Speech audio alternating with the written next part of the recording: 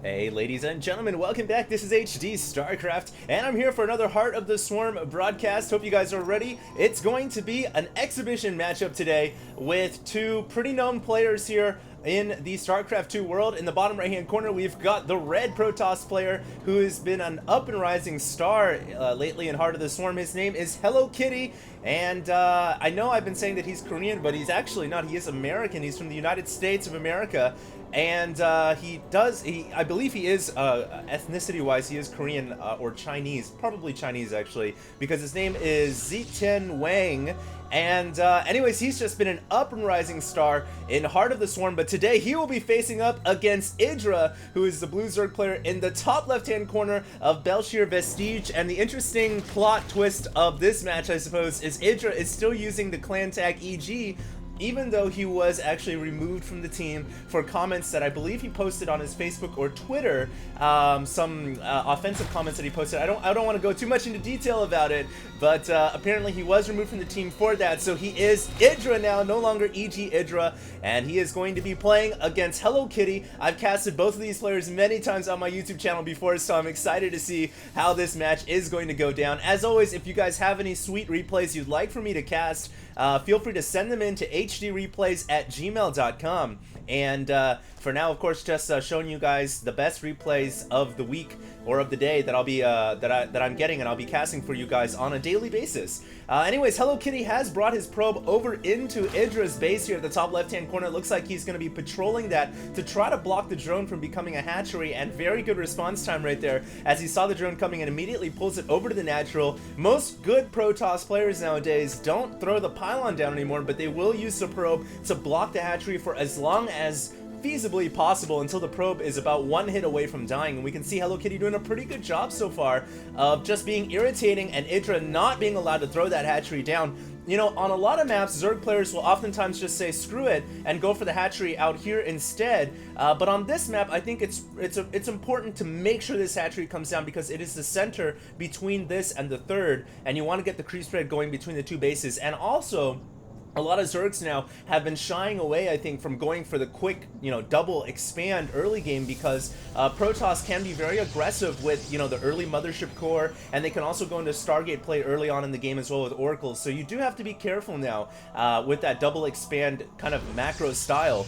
So HelloKitty down here in the bottom does have an Overlord in his base, has a Nexus coming, so things are looking pretty good for him. One interesting thing, I was actually about to cast a replay on a new map that was introduced into the GSL this year, or in January this year, Season 1.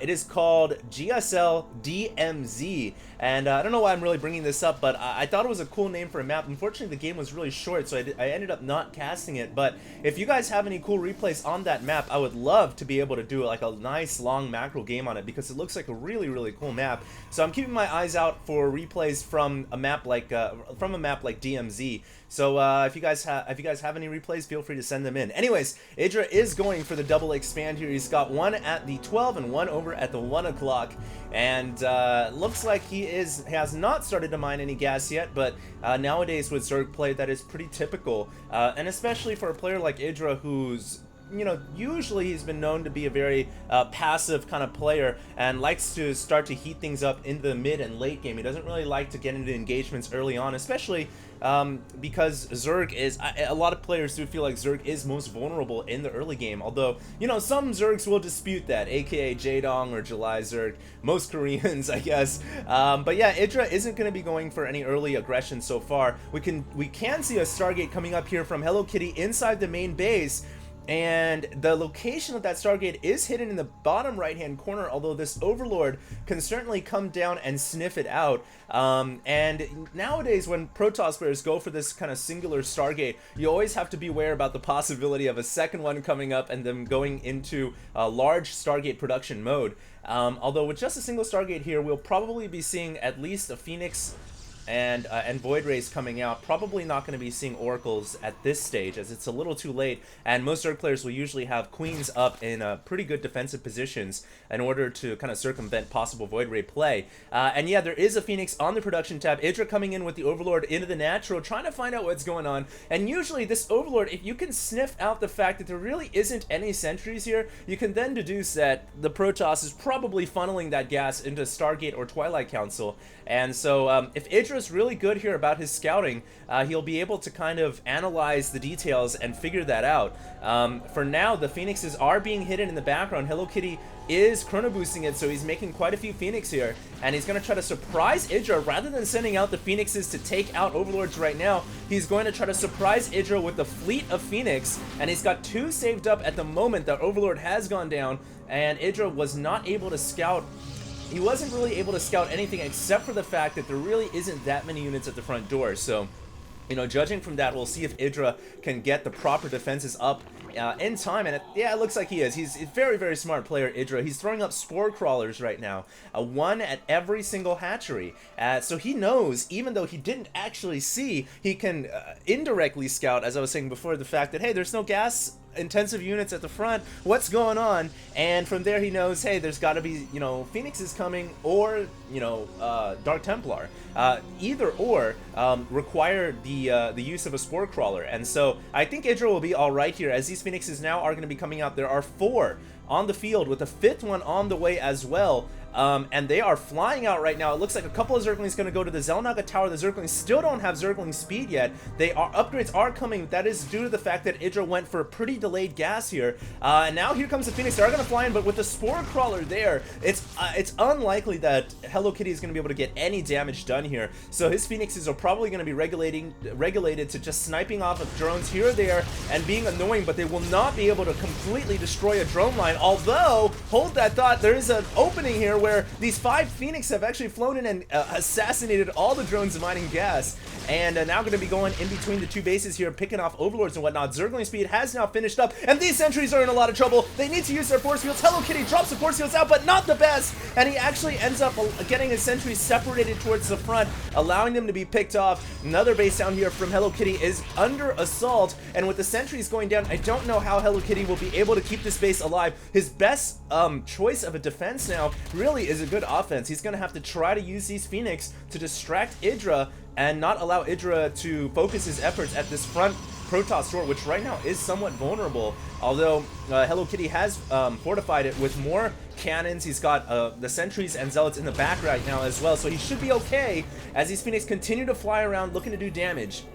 9 drones have gone down already compared to 2 probes, and Idra does have that drone lead, 70 over 50, so he is looking pretty good right now in terms of drones, just showing that Idra's macro really is, you know, it is something to be feared of, because even when you fly these Phoenixes in and you're thinking you're doing a lot of damage, really against Idra, who is such a competent macro player, you know, you really can't get too comfortable just killing off 10 or so drones. You need to go for more.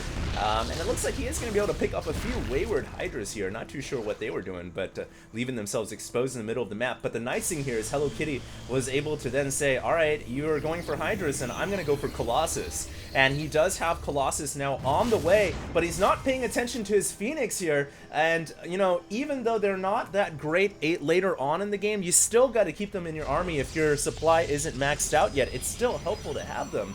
And unfortunately right there, losing a couple of Phoenix really for no reason at all. But HelloKitty is going for a pylon here behind the hatchery, and Idra does not see this coming. It's just barely on the edge of his vision. He is right, oh, he's going to see it with that drone right there. And he is right now focusing his efforts on a side attack towards the 3rd Nexus. A lot of Zerglings coming in here. Do note we have Evolve Enduring Locust coming as well, so Idra going to try to combat the Colossus with Swarm Hosts. And in the meantime, this pylon not going to be used because HelloKitty has to defend this Nexus. And so Idra, with a good attack there, actually ends up probably, I don't know, keeping this hatchery alive, or at least saving himself the trouble of having to combat 2 different fronts here.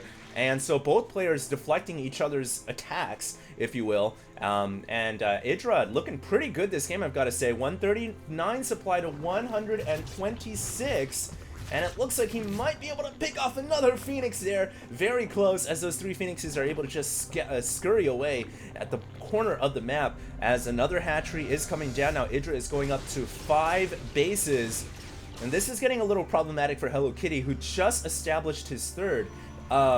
Mr. Wang, that is his last name, Mr. Wang, HelloKitty will need to go for another hatchery, excuse me, another Nexus here pretty soon. Otherwise, he risks falling behind to Idra's macro. And Idra right now is coming out with a few Swarmos, looking to do a little bit of a long-range siege on the Nexus, apparently. But he's got to be a little concerned. There are actually hallucinated Phoenix flying into the main base, not real Phoenix, used as a scouting detail. And he will then be able to say, and see that, yeah, Idra is going to tier 3 and will probably be having Corruptors and Brute Lords coming out momentarily here.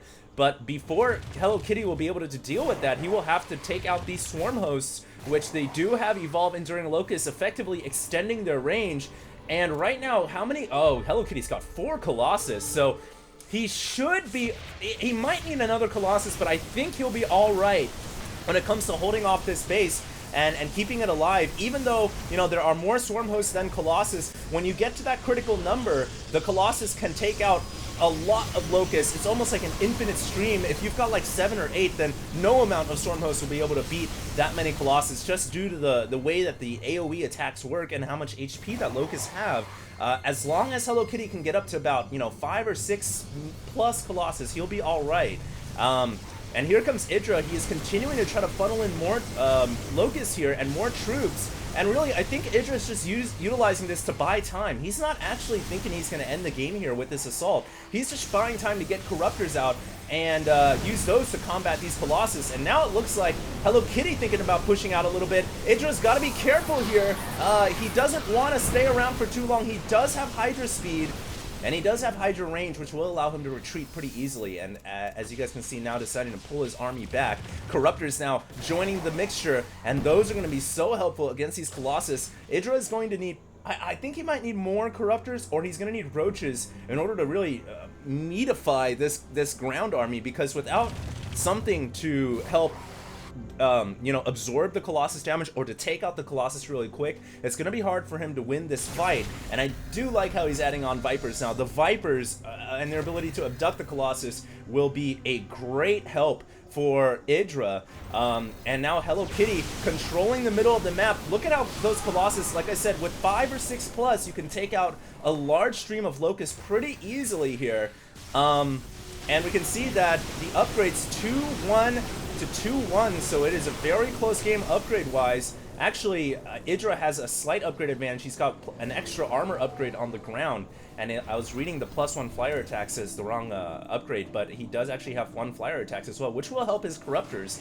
And we do have an Ultralisk Cavern coming down and Greater Spires, so Idra, who's on 5 bases, knows he's got the surplus, he's got the money to go into tier 3, and the only thing that's holding him back really is that he is maxed out right now, so he's going to have to hope that he gets a good engagement against HelloKitty, because we all know that a max Protoss army can do more damage than a max Zerg army. And here comes Idra, actually going to go for the base race strategy, coming in with his army on the side, and thinking, I guess he's thinking he can sacrifice the hatchery over here on the right, plus he doesn't want to engage that army head on, and so he actually sends a small Zergling Hydra force, about a quarter, maybe a third of his army, and keeps the rest of his army back at home in order to defend against this impending Protoss attack. And here we go. Will Idra have enough? He drops down the Blinding Clouds, which shuts down the Stalkers, and he's hoping his Swarmos here will regenerate more Locusts to help him out, but they are not popping out Locusts. Here we go. The Locusts are going to come out, but a little bit too late, I feel. And I don't know if Idra's going to have enough to deal with this, although the nice thing that Zerg is he does have Larva, and he's maxing out, remaxing out on more Zerg units,